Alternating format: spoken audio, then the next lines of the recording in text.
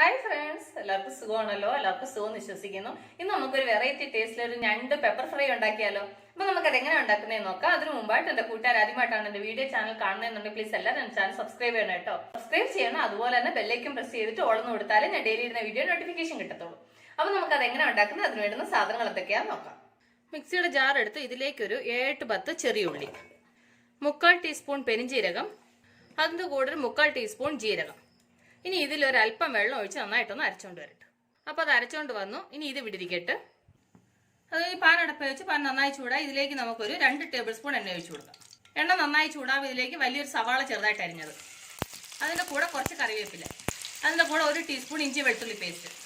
ഇനി ഇത് ഇത്രയും കൂടെ നന്നായിട്ട് ഫ്രൈ ചെയ്യണം. ഇതിൻ്റെ കൂടെ തന്നെ ആവശ്യത്തിന് ഉപ്പൂടെ ഇട്ട് കൊടുക്കാം. എന്നിട്ട് ഇത് നന്നായിട്ട് ഫ്രൈ ചെയ്യാം.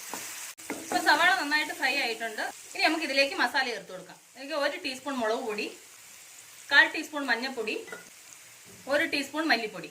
ഇത് ഇത്രയും കൂടെ ഫ്രൈ ചെയ്യുക. എന്നിട്ട് ഇതിലേക്ക് ഒരു തക്കാളി ചെറുതായിട്ട് അരിഞ്ഞത്, എന്നിട്ട് അതും കൂടെ ഇതിൻ്റെ കൂടെ നന്നായിട്ട് ഫ്രൈ ചെയ്യണം.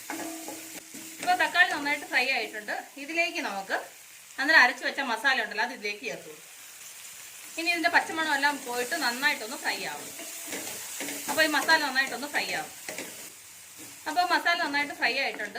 ഇതിലേക്ക് ഞാൻ 1/2 കിലോ ഞണ്ടെടുത്തു, അത് ഇതിലേക്ക് ഇട്ട് കൊടുക്കാം. മസാലയുടെ കൂടെ നന്നായിട്ട് ഇത് മിക്സ് ചെയ്യാം. അപ്പോൾ നന്നായിട്ട് മിക്സ് ചെയ്തു. ഇനി നമുക്കിതിലേക്ക് ഒരു 1/4 കപ്പ് വെള്ളം ഒഴിച്ചു കൊടുക്കാം. ഇത്ര വെള്ളത്തിൻ്റെ ആവശ്യമുള്ളൂ. ഇത് നന്നായിട്ടൊന്ന് മിക്സ് ചെയ്തിട്ട് നമുക്കിത് അടച്ച് വെച്ചിട്ട് ഒരു ലോ ഫ്ലെയിമിൽ നന്നായിട്ടിത് വേവിക്കാം. അപ്പോൾ ഇത് ഇവിടെ നിന്ന് വേവട്ടെ. അപ്പോൾ നമുക്ക് കറി വെന്തോന്ന് നോക്കാം. അപ്പോൾ കണ്ടില്ലേ, അപ്പോൾ കറി നന്നായിട്ട് ഡ്രൈ ആയിട്ടുണ്ട്. ഇനി നമുക്ക് ഇതിലേക്ക് 1 ടീസ്പൂൺ കുരുമുളക് പൊടിയും കൂടി ഇട്ട് കൊടുക്കാം. ഇനി നന്നായിട്ട് മിക്സ് ചെയ്യുക. കുരുമുളക് പൊടി നിങ്ങളുടെ എരിവിനനുസരിച്ചിട്ട് ഇടണം കേട്ടോ. ഇനി നമുക്ക് സ്റ്റൗ ഓഫ് ചെയ്യാം. കണ്ടില്ലേ, അപ്പോൾ എത്ര ഈസി ആയിട്ട് നമ്മൾ ഞണ്ട് കുരുമുളക് ഫ്രൈ ഉണ്ടാക്കിയെന്ന് കണ്ടില്ലേ. അപ്പോൾ എൻ്റെ കൂട്ടുകാർക്ക് ഞാൻ നിങ്ങളുമായിട്ട് ഷെയർ ചെയ്ത ഈ വീഡിയോ നിങ്ങൾക്ക് എല്ലാവർക്കും ഇഷ്ടപ്പെട്ടു കാണുമെന്ന് വിശ്വസിക്കുന്നു.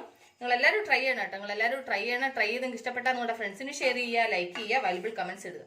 അപ്പോൾ നാളെ നമ്മൾ രുചികരമായ പുതിയ വീഡിയോയും പുതിയ റെസിപ്പിയുമായിട്ടാണ് നമ്മൾ വീണ്ടും കാണും വരെ.